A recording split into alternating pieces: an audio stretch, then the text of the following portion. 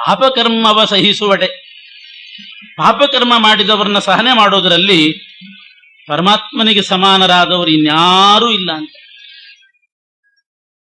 ಮಹಾ ಕ್ಷಮಾಗುಣ ಪರಮಾತ್ಮನಲ್ಲಿ.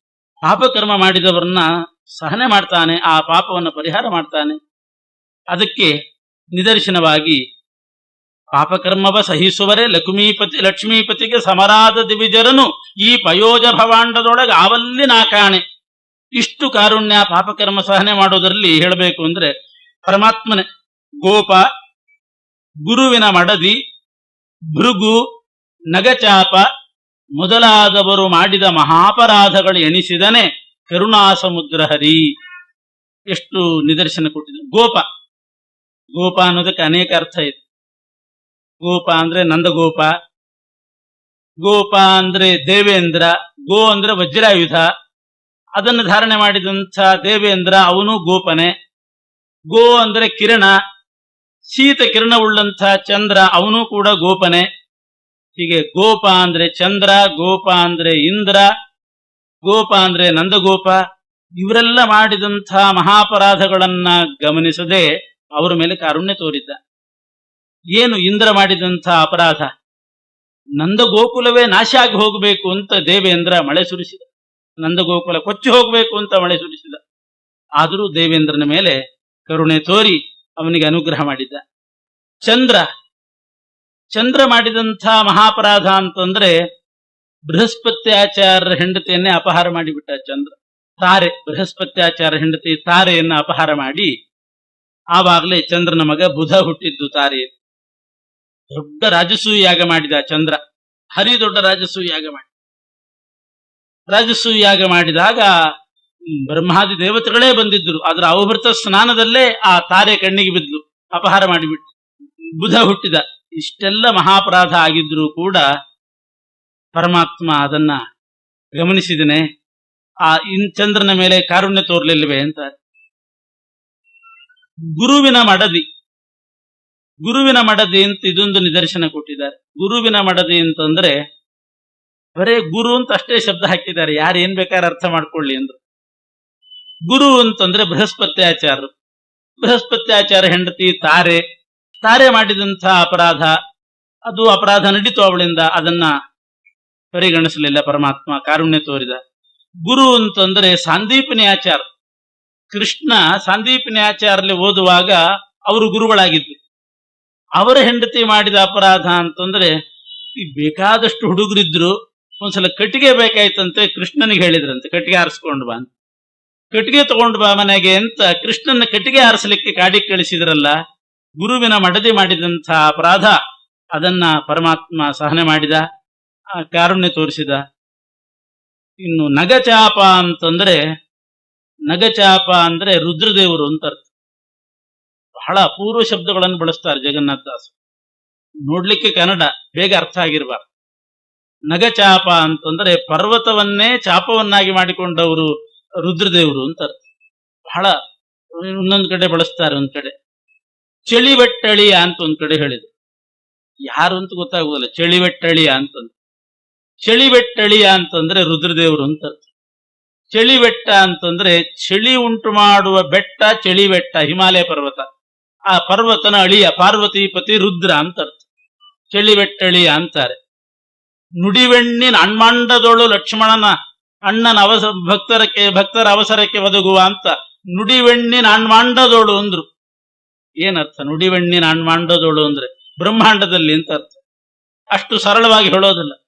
ನುಡಿವೆಣ್ಣಿನ ಅಣ್ಮಾಂಡದೋಳು, ನುಡಿ ಅಂದ್ರೆ ಮಾತು. ನುಡಿವೆಣ್ಣು ಅಂತಂದ್ರೆ ಮಾತಿಗೆ ಅಭಿಮಾನಿಯಾದ ಹೆಣ್ಣು ನುಡಿವೆಣ್ಣು, ಸರಸ್ವತೀ ದೇವಿ ವಾಗ್ದೇವತೆ.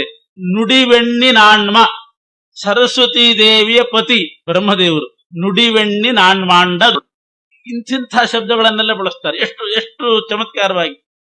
ಹೀಗೆ ನಗಚಾಪ ಅಂದ್ರೆ ರುದ್ರದೇವರು ಮಾಡಿದಂಥ ಅಪರಾಧಗಳನ್ನ ಎಣಿಸಲಿಲ್ಲ, ಬೇಕಾದಷ್ಟು ರುದ್ರದೇವರು ಮಾಡಿದ್ರು. ರಾವಣನನ್ನು ಸಂಹಾರ ಮಾಡಿದ ಮೇಲೆ ರುದ್ರದೇವರು ರಾಮದೇವರನ್ನು ಯುದ್ಧಕ್ಕೆ ಕರೀತಾರೆ. ರಾವಣ ನನ್ನ ಭಕ್ತ, ನೀನು ಸಂಹಾರ ಮಾಡಿದ್ದೆ, ನನ್ನ ಹತ್ರ ಯುದ್ಧಕ್ಕೆ ಬಾ ಅಂದ್ರು. ಇದೇ ಇಂದ್ರ ರುದ್ರ ಇವರೆಲ್ಲ ಸೇರಿ ಕೃಷ್ಣ ಪಾರಿಜಾತ ತರುವಾಗ ಅವರೆಲ್ಲ ಕೃಷ್ಣನ ಹತ್ರ ಯುದ್ಧಕ್ಕೆ ಬಂದಿದ್ದಾರೆ. ನೀನು ಭೂಲೋಕದ ಮನುಷ್ಯ, ದೇವಲೋಕದ ಪಾರಿಜಾತ ವೃಕ್ಷ ಭೂಲೋಕಕ್ಕೆ ತಗೊಂಡು ಹೋಗಬಾರದು ದ್ವಾರಕೆಗೆ ಅಂತ ಇಂದ್ರ ವಿರೋಧ ಮಾಡಿದ, ರುದ್ರದೇವರು ವಿರೋಧ ಮಾಡಿದ್ರು, ದಿಕ್ಪಾಲಕರೆಲ್ಲ ವಿರೋಧ ಮಾಡಿದ್ರು. ಅಲ್ಲೆಲ್ಲ ಮಾಡಿದಾಗ ಪರಮಾತ್ಮ ಅವರ ಮೇಲೆ ಕಾರುಣ್ಯನೇ ತೋರಿಸಿದ. ಹೀಗೆ ಗೋಪ, ಗುರುವಿನ ಮಡದಿ, ಭೃಗು, ನಗಚಾಪ ಮೊದಲಾದವರು ಮಾಡಿದ ಮಹಾಪರಾಧಗಳು ಎಣಿಸಿದನೆ ಕರುಣಾ ಸಮುದ್ರ ಹರಿ. ಪರಮಾತ್ಮನ ಕಾರುಣ್ಯಕ್ಕೆ ಮತ್ತೊಂದು ನಿದರ್ಶನ ಅಂತಂದ್ರೆ, ಹಿಂದೊಮ್ಮೆ ನಡೀತಂತೆ, ನಾರದ ಋಷಿಗಳು ಭಗವಂತನ ನಾಮಕೀರ್ತನ ಮಾಡ್ತಾ ಸಂಚಾರ ಮಾಡುವಾಗ ನರಕದ ಕಡೆ ಹೋಗಿದ್ರಂತಷ್ಟೇ, ನರಕದ ಒಳಗಲ್ಲ, ಸುಮ್ಮನೆ ನರಕದ ಕಡೆ ಹೊರಗಿನಿಂದ ಸಂಚಾರ ಮಾಡ್ತಾ ಬರ್ತಿದ್ರಂತೆ. ಹರಿನಾಮ ಕೇಳ್ತಾ ಇದ್ದಾಗ ಆ ಬೀದಿ ಹತ್ತಿರ ಕೆಲವ್ರನ್ನ ಯಾರಿಗೂ ಅಲ್ಲಿ ಜಾಗ ಸಿಕ್ಕಿತ್ತು ನರಕದಲ್ಲಿ. ಆದ್ರೆ ಹೊರಗಡೆನೆ ಬೀದಿಯಲ್ಲಿ ನಾರದರು ನಾಮಕೀರ್ತನೆ ಮಾಡ್ತಾ ಬಂದಾಗ ಆ ನರಕದಲ್ಲಿ ಇದ್ದವರಿಗೆ ನಾರದರು ಗುಣಗಾನ ಮಾಡ್ತಾ ಹೋದದ್ದು ನಾಮ ಅವ್ರ ಕಿವಿಗೆ ಬಿತ್ತಂತೆ.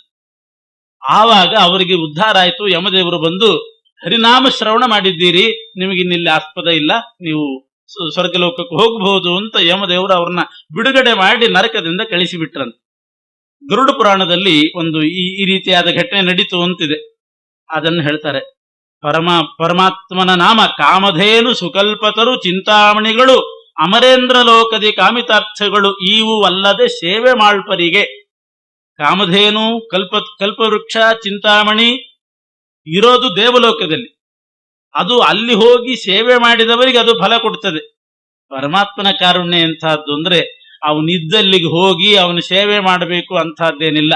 ಅವನ ಕಾರುಣ್ಯ ಎಷ್ಟು ಅಂದ್ರೆ, ಶ್ರೀಮುಕುಂದನ ಪರಮ ಮಂಗಳ ನಾಮ ನರಕಸ್ಥರನು ಸಲಹಿತು, ಪಾಮರರ ಪಂಡಿತರೆನಿಸಿ ಪುರುಷಾರ್ಥ ಕೊಡುತ್ತಿರೋದು. ನರಕದಲ್ಲಿದ್ದವರನ್ನ ಉದ್ಧಾರ ಮಾಡಿತು. ಅದು ಅವರು ಕೀರ್ತನೆ ಮಾಡಿಲ್ಲ, ನಾರದರು ಕೀರ್ತನೆ ಮಾಡ್ತಾ ಹೋಗ್ತಿರುವಾಗ ಅಕಸ್ಮಾತ್ ಅವ್ರ ಕಿವಿಗೆ ಬಿದ್ದು ಅವರು ಉದ್ಧಾರ ಆದರು.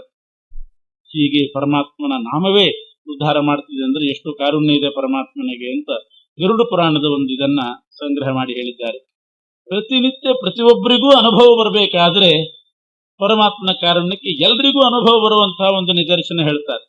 ದೇವರ ಪೂಜೆ ನಿತ್ಯ ಮಾಡುವವರು ಇದ್ದಾರೆ, ಅಪರೂಪಕ್ಕೆ ಹಬ್ಬ ಹರಿದಿನಗಳಲ್ಲಿ ಮಾಡುವವರು ಇದ್ದಾರೆ.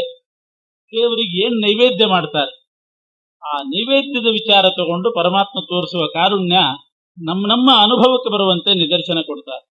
ಮನದೊಳಗೆ ಸುಂದರ ಪದಾರ್ಥವ ನೆನೆದು ಕೊಡೆ, ಕೈಕೊಂಡು ಬಲು ನೂತನ ಶಿಶೋಭಿತ ಗಂಧ ಸುರಸೋಪೇತ ಫಲರಾಶಿ ದ್ವಿನದಿ ನಿವಹಗಳಂತೆ ಕೊಟ್ಟು ಅವರನ್ನು ಸದಾ ಸಂತೈಸುವನು, ಸದ್ಗುಣವ ಕದ್ದವರ ಅಘವ ಕದಿವನು ಅನಘನೆಂದೆನಿಸಿ.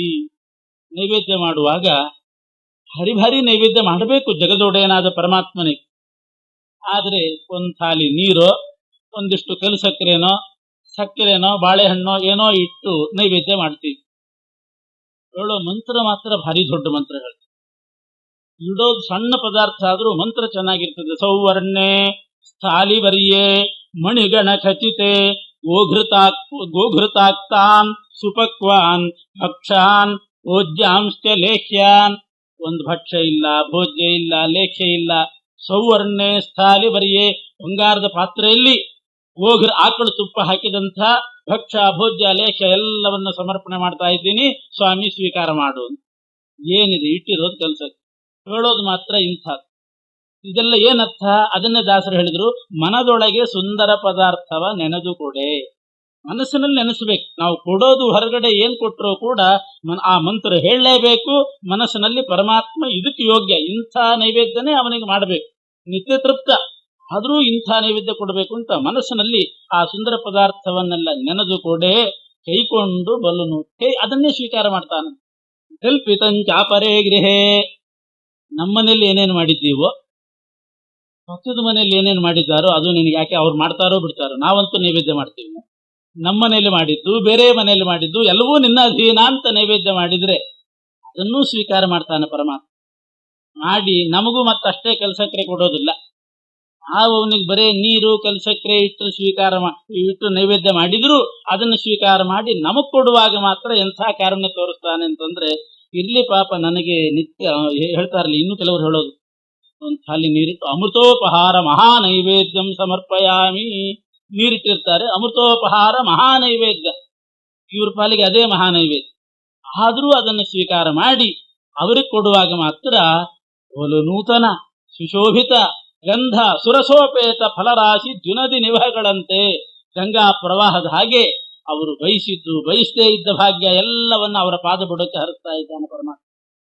ಯೋಚನೆ ಮಾಡಬೇಕು ಮನುಷ್ಯ, ನಾವು ಎಷ್ಟೆಷ್ಟು ಪದಾರ್ಥಗಳನ್ನು ತಿಂತೇವೆ, ಎಷ್ಟು ಸೌಭಾಗ್ಯದಲ್ಲಿದ್ದೇವೆ, ಪರಮಾತ್ಮನಿಗೆ ಎಷ್ಟು ಮಾಡ್ತೇವೆ ಅನ್ನೋದನ್ನು ಒಂದ್ಸಲ ಸಿಂಹಾವಲೋಕನ ಮಾಡಿದಾಗ ಗೊತ್ತಾಗ್ತದೆ. ನಾವು ಅವನಿಗೆ ಮಾಡಿದ್ದೆಷ್ಟು, ಅವನು ಕಾರುಣ್ಯದಿಂದ ನಮಗೆ ಕೊಟ್ಟಿರೋ ಭಾಗ್ಯ ಎಷ್ಟು ಅಂತ ಯೋಚನೆ ಮಾಡಬೇಕು. ಈ ರೀತಿ ಪರಮಾತ್ಮ ಭಕ್ತರಿಗೆ ಕೊಡ್ತಾ ಇದ್ದಾನೆ. ಇದು ಕಾರುಣ್ಯ ಅಲ್ಲದೆ ಮತ್ತೆ ಅವನಿಗೆ ವಸ್ತ್ರ ಸಮರ್ಪಣೆ ಯಾರಾದ್ರೂ ಮಾಡ್ತಾರೋ ಪರಮಾತ್ಮನಿಗೆ. ಮನೆ ದೇವರಿಗಂತೂ ವಸ್ತ್ರ ಸಮರ್ಪಣೆ ಮಾಡೋ ಪ್ರಮೇಯನೇ ಇರೋದಿಲ್ಲ. ಏನೋ ಅಪರೂಪಕ್ಕೆ ಒಂದು ಗೆಜ್ಜೆ ವಸ್ತ್ರ ಇಂಥದ್ದನ್ನು ಸಮರ್ಪಣೆ ಮಾಡ್ತಾರೆ. ವಸ್ತ್ರ ಯುಗ್ಮಂ ಸಮರ್ಪಯಾಮಿ, ಅಡಿಗೆ ಪಾತ್ರೆ ನೀರು ತುಂಬ್ತಾ ಇರ್ತದೆ, ಒಂದೊಂದು ಉದ್ಧರಣೆ ತೆಗೆಯೋದು ಹಾಕೋದು, ಹಾಗೆ ವಸ್ತ್ರ ಯುಗ್ಮಂ ಸಮರ್ಪಯಾಮಿ, ಗಂಧಂ ಸಮರ್ಪಯಾಮಿ, ಎಲ್ಲ ನೀರೇ. ಆಚಾರ್ಯ ಹೇಳಿಬಿಟ್ಟಿದಾರಲ್ಲ, ದ್ರವ್ಯಾಣಾಮಪ್ಯಭಾವೇತು ಸಲಿಲೇ ನಾಪಿ ಪೂಜಿತ ಅಂತಿದ್ದಾರೆ ಆಚಾರ್ಯ. ದ್ರವ್ಯ ಇದ್ರೆ ಅದರಿಂದ ಮಾಡ್ರಿ, ದ್ರವ್ಯ ಇಲ್ಲ ಅಂತಾದ್ರೆ ನೀವೇನು ಯೋಚನೆ ಮಾಡಬೇಡ್ರಿ. ದ್ರವ್ಯಾಣಾಮಪ್ಯಭಾವೇತು ಸಲಿಲೇನಾಪಿ ಪೂಜಿತ. ಅದಕ್ಕೆ ನದಿ ತೀರಕ್ಕೆ ಹೋದಾಗ ಉದ್ಧರಣೆ ಹಿಡ್ಕೊಂಡು ಅದರಿಂದಲೇನೆ ಧೂಪ, ನೀರಿನಿಂದಲೇನೆ ದೀಪ, ಎಲ್ಲ ನೀರಿನಲ್ಲೇ ನಡೆದು ಹೋಗ್ತದೆ. ಮನೆಯಲ್ಲೂ ಹಂಗೆ ನಡೆದು ಹೋಗ್ತದೆ. ಇರ್ಲಿ ಅಂತ ಪರಮಾತ್ಮ ಅದನ್ನು ಸ್ವೀಕಾರ ಮಾಡಿ ನಮಗ್ ಬರೇ ನೀರು ಕುಡಿಸೋದಿಲ್ಲ, ನಮಗ್ ಮಾತ್ರ ಬೇಕಾದ ಭಾಗ್ಯಗಳನ್ನ ಪರಮಾತ್ಮ ಕೊಡ್ತಾನಂತ. ಇದು ಕಾರುಣ್ಯ ಅಲ್ವೇ?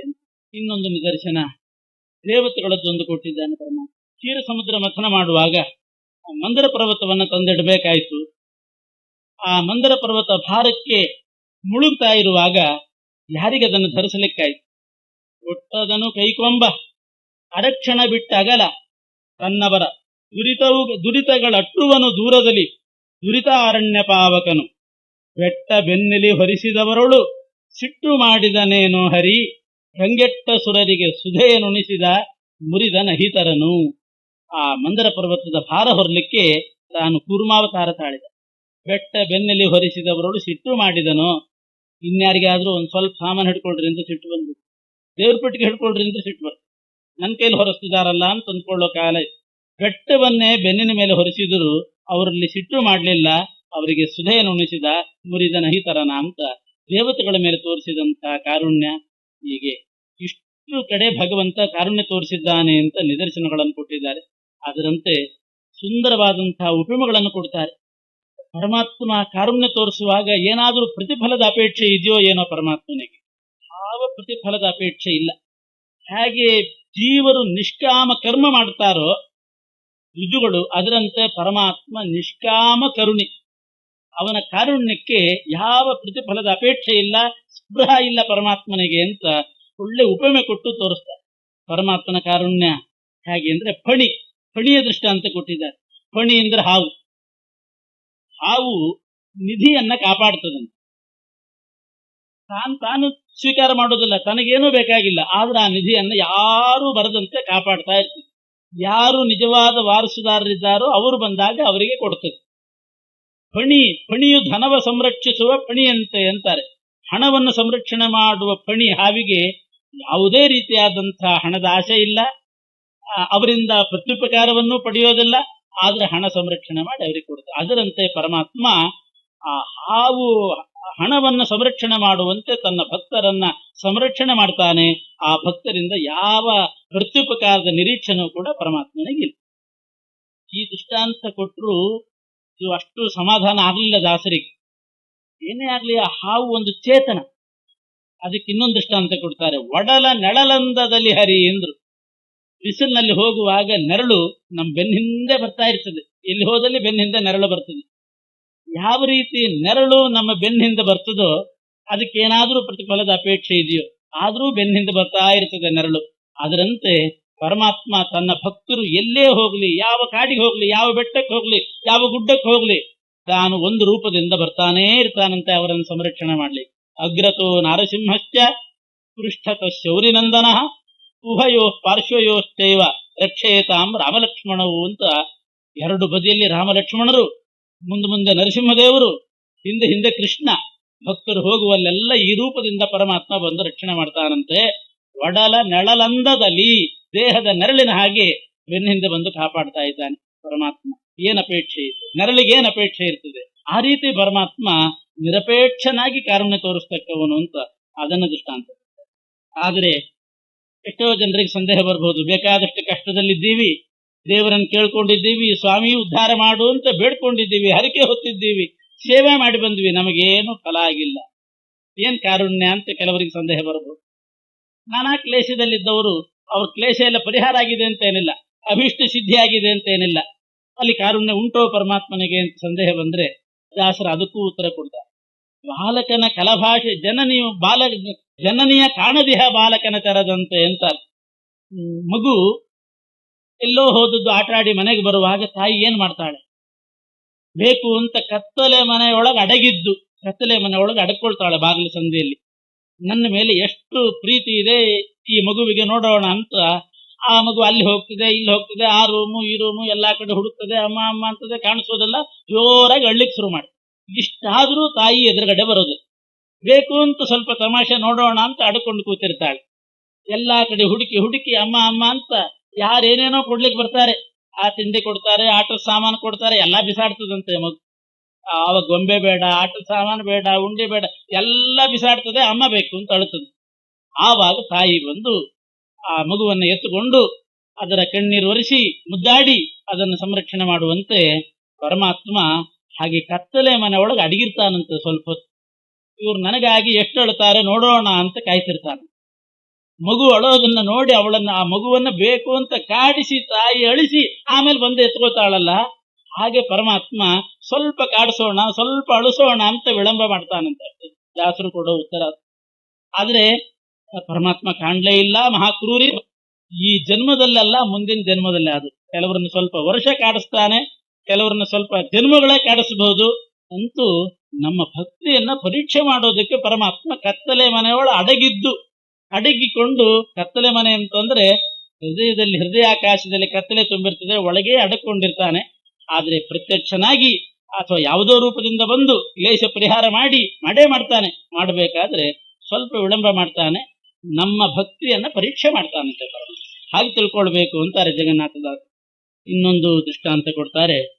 ಹೆಣ್ಣಿಗೆವೆ ಎಂದದಲ್ಲಿ ಕೈ ಮೈ ತೆನ್ನಿಗೊದಗುವ ತೆರದಿ ಫಲ್ಗಳು ಪಣ್ಣು ಫಲಗಳ ನಗಿದು ದಿಶ್ವೆಗೆ ರಸವನೀವಂತೆ ಪುಣ್ಯ ಫಲವೀವ ಅಂದದಲ್ಲಿ ನುಡಿವೆಣ್ಣಿನ ಮಂಡದೊಳು ಲಕ್ಷ್ಮಣನಣ್ಣನು ಒದಗುವ ಭಕ್ತರ ಅವಸರಕ್ಕೆ ಅಮರಗಣ ಸಹಿತ. ವಿಳಂಬನೂ ಮಾಡ್ತಾನೆ, ಅಷ್ಟೇ ವೇಗದಲ್ಲಿ ಬಂದು ಬರ್ತಾನಂತೆ ಪರಮಾತ್ಮ. ಅದು ನೋಡ್ಕೊಳ್ತಾನೆ, ಎಲ್ಲಿ ಬರಬೇಕು, ಯಾವಾಗ ಬರಬೇಕು ಅಂತ ನೋಡ್ತಾನೆ. ಕೆಲವು ಸಲ ವಿಳಂಬ ಮಾಡ್ತಾನೆ, ಕೆಲವು ಸಲ ಬೇಗನೆ ಬರ್ತಾನೆ. ಎಷ್ಟು ಬೇಗ ಬರ್ತಾನೆ ಅಂತಂದ್ರೆ, ಕಣ್ಣಿಗೆವೆ ಎಂದದಲ್ಲಿ ಏನಾದ್ರೂ ಒಂದು ಧೂಳು ಕಣ್ಣಿಗೆ ಬೀಳ್ತದೆ ಅಂತ ಆದಾಗ ಎಷ್ಟು ತಟ್ಟನೆ ರೆಪ್ಪೆ ನಾವು ಹಾಕಿ ಬಿಡ್ತೀವಿ, ರೆಪ್ಪೆ ಮುಚ್ಚಿ ಬಿಡ್ತೀವಿ, ಆ ಧೂಳು ಬೀಳದಂತೆ ಮಾಡ್ತೀವಿ. ಆ ಕಣ್ಣಿಗೆ ರೆಪ್ಪೆ ಇದ್ದ ಹಾಗೆ ಪರಮಾತ್ಮ ಅಷ್ಟು ವೇಗದಲ್ಲಿ ಯಾವ ಅನಿಷ್ಟವೂ ನಮಗೆ ಬರದೇ ಇದ್ದ ಹಾಗೆ ಕಾಪಾಡ್ತಾರೆ. ಅನಿಷ್ಟ ನಿವೃತ್ತಿ ಮಾಡೋ ಕ್ರಮ ಹೀಗೆ. ಅನಿಷ್ಟ ನಿವೃತ್ತಿ ಪರಮಾತ್ಮ ಎಷ್ಟು ಶೀಘ್ರದಲ್ಲಿ ಮಾಡ್ತಾನೆ ಅಂತ ಅನ್ನೋದಕ್ಕೆ ಇದಕ್ಕಿಂತ ಒಳ್ಳೆ ದೃಷ್ಟಾಂತ ಯಾರಿಗೂ ಕೊಡ್ಲಿಕ್ಕೆ ಬರ್ಲಿಕ್ಕೆ.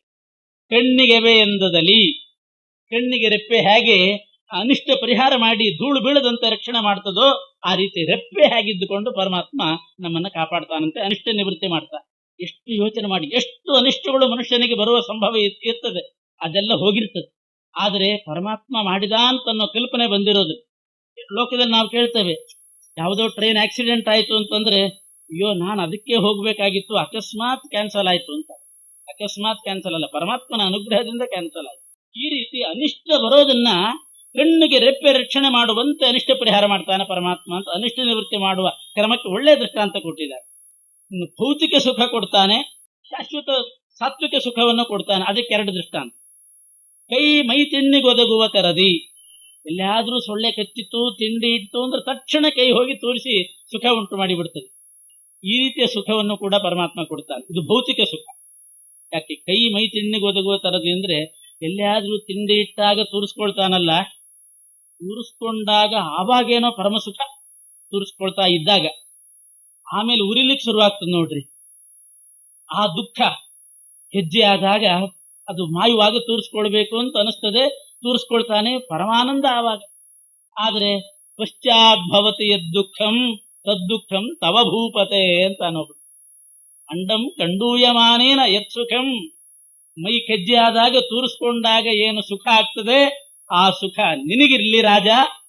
ಪಶ್ಚಾದ್ಭವತಿ ದುಃಖಂ, ಆಮೇಲೆ ಉರಿಯುವಾಗ ಏನು ದುಃಖ ಆಗ್ತದೆ ಅದು ನಿನ್ನ ಶತ್ರುಗಳಿಗಿರ್ಲಿ ಅಂತ ರಾಜನಿಗೆ ಸ್ತೋತ್ರ ಮಾಡಿದಂತೆ. ಹಾಗೆ ಕೈ ಮೈದಿಣ್ಣಿಗೊದಗುವ ತೆರದೆ ಅಂತಂದ್ರೆ ಭೌತಿಕ ಸುಖವನ್ನು ಅಪೇಕ್ಷೆ ಪಡ್ತಾರೆ, ಅದನ್ನೂ ಪರಮಾತ್ಮನೇ ಕೊಡೋದು. ಆದ್ರೆ ಅದು ತಾತ್ಕಾಲಿಕವಾಗಿ ಸುಖ, ಪರಿಣಾಮದಲ್ಲಿ ದುಃಖ.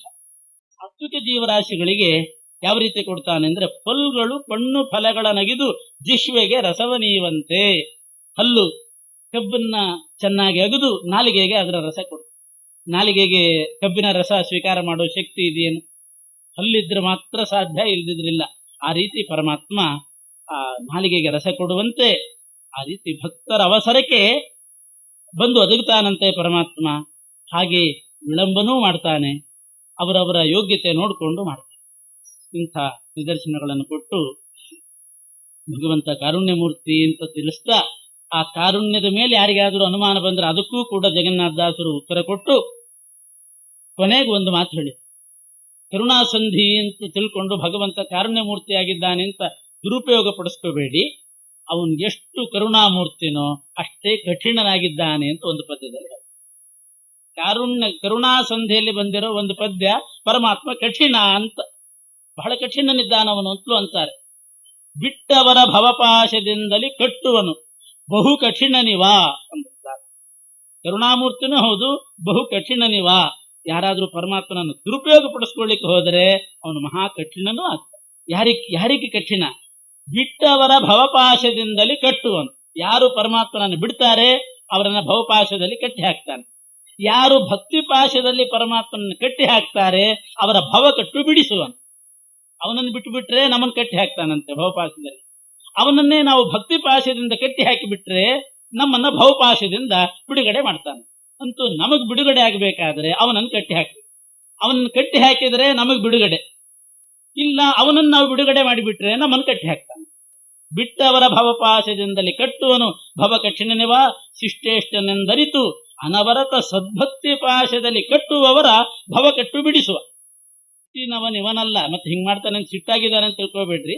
ಸಿಟ್ಟಿನವನಿವನಲ್ಲ, ಕಾಮದ ಕೊಟ್ಟು ಕಾವನು ಸಕಲ ಸೌಖ್ಯಗಳ ನಿಹಪರಂಗಳಲ್ಲಿ. ಅವನನ್ನು ಸರಿಯಾಗಿ ಅರ್ಥ ಮಾಡಿಕೊಂಡು ಉಪಾಸನೆ ಮಾಡಿದರೆ ಇಹ ಪರದಲ್ಲಿ ಸಕಲ ಸೌಖ್ಯಗಳನ್ನು ಕೊಟ್ಟು ಕಾಪಾಡ್ತಾನೆ ಅಂತ ಆ ಎಚ್ಚರಿಕೆಯನ್ನು ಕೂಡ ಜಗನ್ನಾಥದಾಸರು ಕೊಟ್ಟು ಮುಕ್ತಾಯ ಮಾಡ್ತಾ ಇದ್ದಾರೆ. ದಶಾವತಾರವನ್ನು ಸ್ಮರಣೆ ಮಾಡಿ ಮುಕ್ತಾಯ ಮಾಡಿ, ಮೀನ ಕೂರ್ಮ ವರಾಹ ನರ ಪಂಚಾನನ ಅತುಳ ಶೌರ್ಯ ವಾಮನ ರೇಣುಕಾತ್ಮ ಜಾತ ರಾವಣಾದಿ ನಿಶಾಚರ ಧ್ವಂಸಿ ಧೇನುಕಾಸುರ ಮಥನ ತ್ರಿಪುರವ ಹಾನಿಗೈಸಿದ ನಿಪುಣ ಕಲಿಮುಖ ದಾನವರ ಸಂಹರಿಸಿ ಧರ್ಮದಿ ಕಾಯ್ದಿ ಸುಜನರನು.